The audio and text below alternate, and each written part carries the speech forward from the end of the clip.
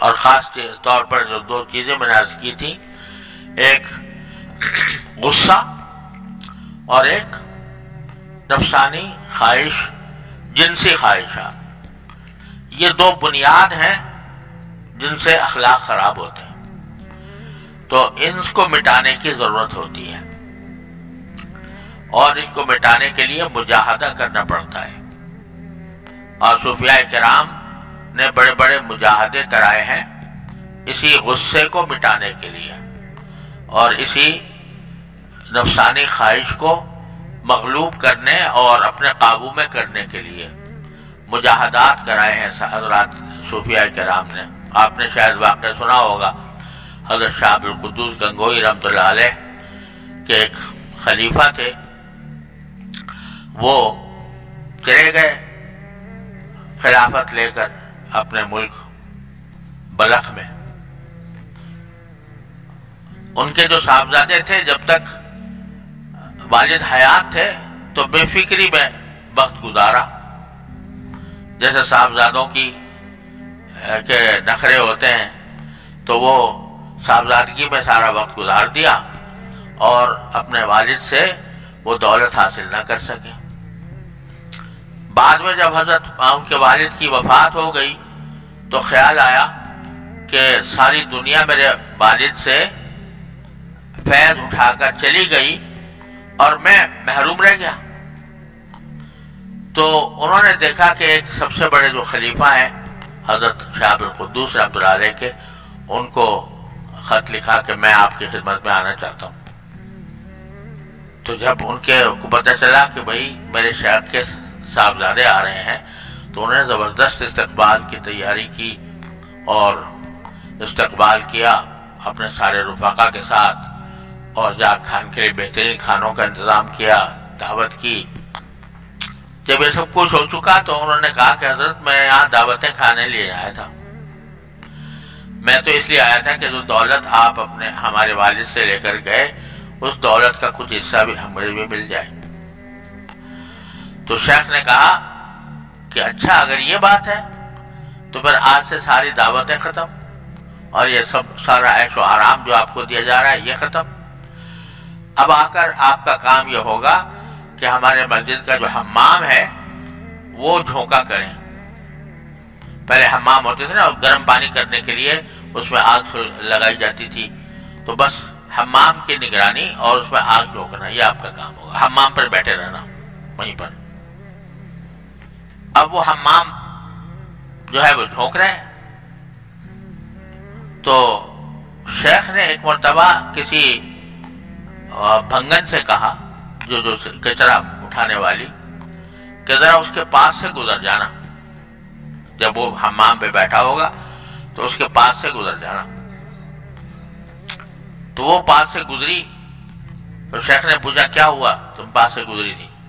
کہا کہ جی انہوں نے مجھے بڑا سر ڈانٹا کہ تیری یہ مجال کہ میرے پاس سے ہو کر گزر رہی ہے، یہ کچرے کا گندگی کا ٹوکرا لے کر، پتہ نہیں تمہیں میں کون ہوں؟ میں فلاں اتنے بڑے بزرگ کا بیٹا ہوں اور تو میرے پاس یہاں سے گزرتی ہے۔ تو کہا کہ ٹھیک ہے، پتہ چل گیا کہ کیا صورتحال ہے۔ کچھ عرصہ پھر وہ حمام جھونکتے رہے، تھوڑے دنوں کے بعد اس سے کہا بنگن سے کہ ایسا کرنا کہ ذرا تو پہلے جتنی قریب سے گزری تھی اس سے زیادہ قریب ہو کر گزر جانا، اور اس ٹوکرے میں زیادہ گندگی لے کر گزرنا۔ وہ گزری تو پوچھا کیا ہوا؟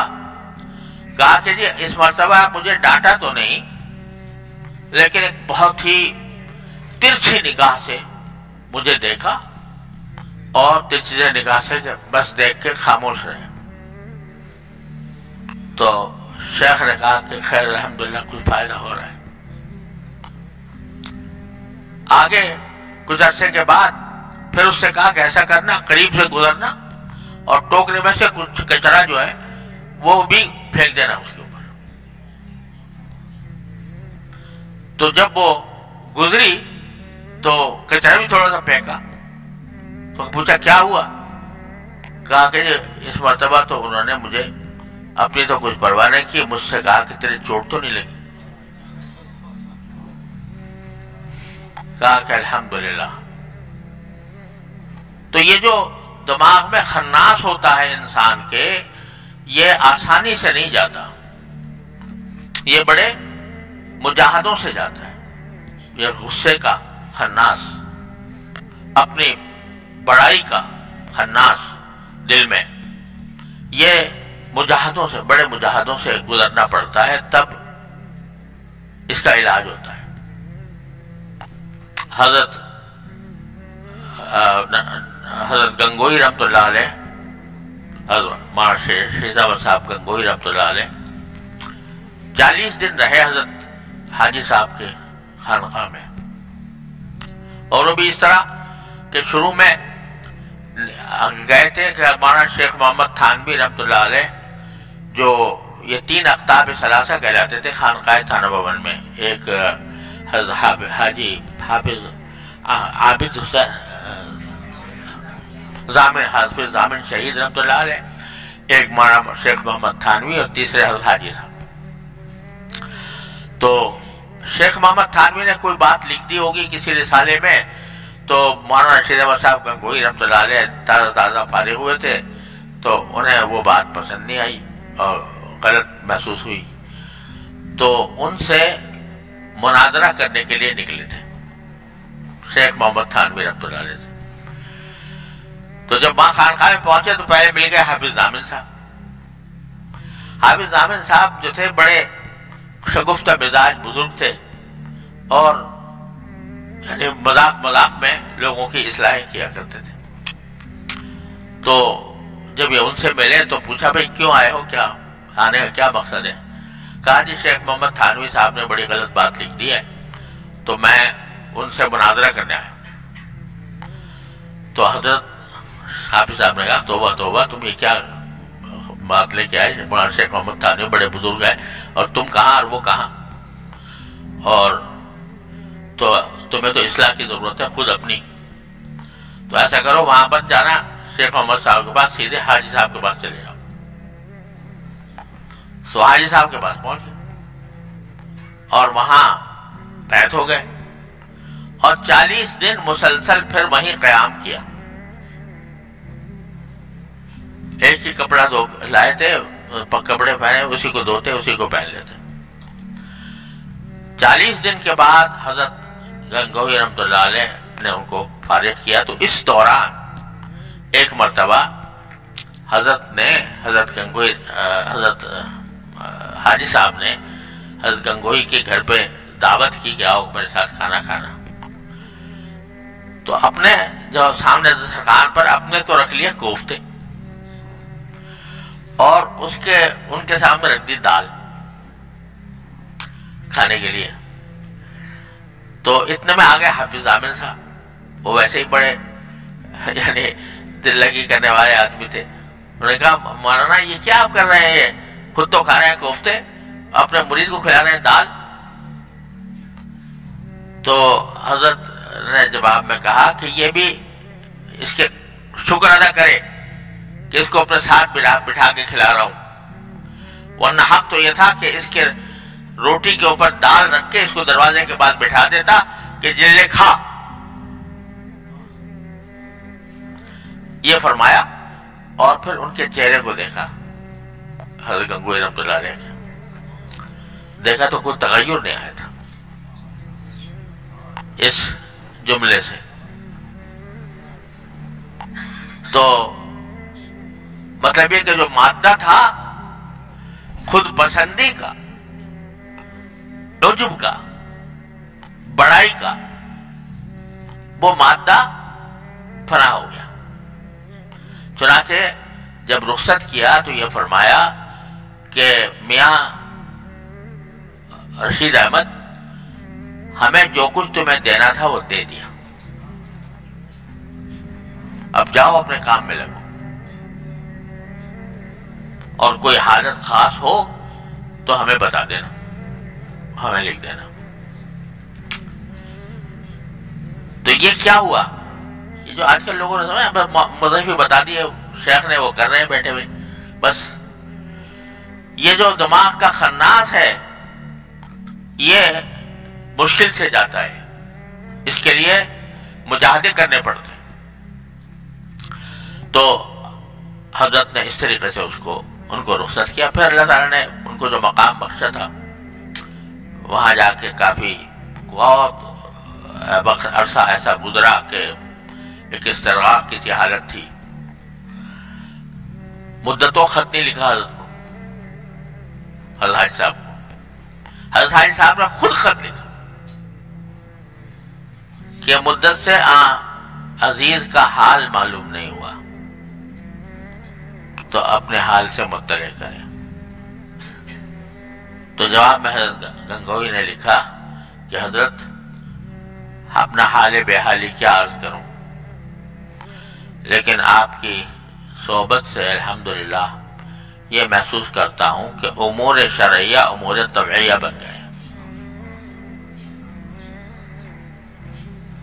شریعت طبیعت بن گئی ہے، یعنی طبعاً شرع کے خلاف طبیعت مائل ہی نہیں ہوتی، اور مادح اور ذام یکساں ہو گئے ہیں. کوئی تعریف کر رہا ہو یا کوئی مذمت برائی کر رہا ہو، دونوں ایک جیسے ہو گئے. یعنی نہ اس کا کوئی دل پہ اثر ہوتا ہے نہ اس کا کوئی اثر ہوتا ہے. کیا مقام ہے آپ ذرا سوچو کہ کوئی تعریف کر رہا ہے تو اس سے نفس پھولتا نہیں، اور کوئی برائی کر رہا ہے تو اس کا کوئی انتقام دل میں پیدا نہیں ہوتا. مادہ اور ذام یکساں ہو گئے، اور کسی مسئلے شرعی میں کوئی اشکال باقی نہیں رہا.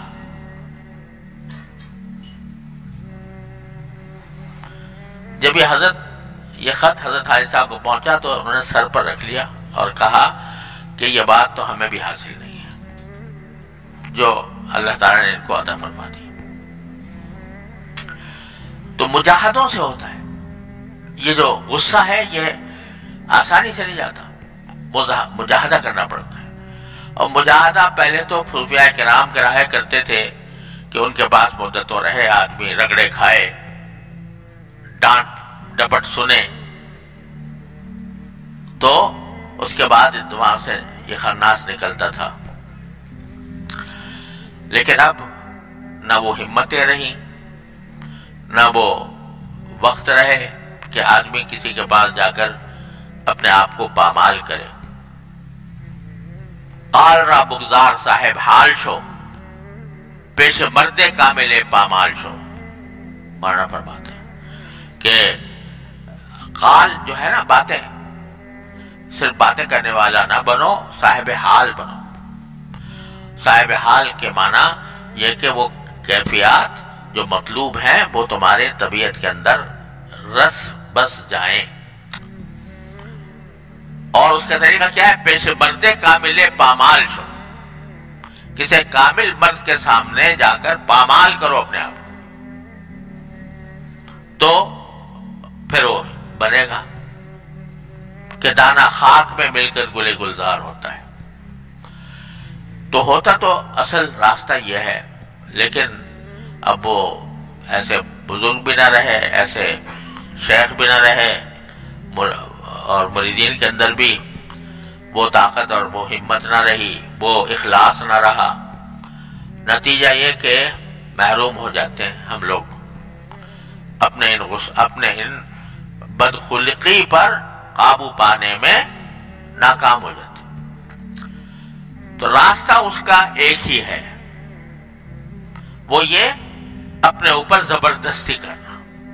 یہ بار بار میں عرض کرتا ہوں آپ حضرات سے، اپنے اوپر زبردستی کرنا. جب تک آدمی اپنے اوپر زبردستی نہیں کرتا اس وقت تک وہ مقصود حاصل نہیں کر سکتا. یہ زبردستی ہم دنیا کے کاموں میں روز کرتے ہیں، دنیا کے کاموں میں روز یہ زبردستی کرتے ہیں. اٹھ کر جانے کو دل نہیں چاہ رہا، نیند آ رہی ہے، سستی ہو رہی ہے، مگر جائے گا کیونکہ ملازم ہے، جائے گا کیونکہ تاجر ہے، اس کو دکان کھولنی ہے. اس راہ پہ کام کرنا. زبردستی دنیا کے ہر کام میں ہم کرتے ہیں، تو دین کے کام میں زبردستی یہ نہیں کرتے. وہاں سستی آ جاتی ہے، وہاں اب غلبہ ہو جاتا ہے کہ غصہ آ گیا تو بس آ گیا. بس غصے کے مقابلے میں کھڑے ہونے کے بجائے اشتعال کی حالت میں لوگوں کو جھاڑ دیا، برا بھلا کہہ دیا. تو یہ اس لیے کہ اپنے اوپر زبردستی کی عادت نہیں. یہ حضرات زبردستی کی عادت ڈلواتے تھے یعنی عملاً، تو اس لیے الحمدللہ اخلاق سنور جاتے تھے.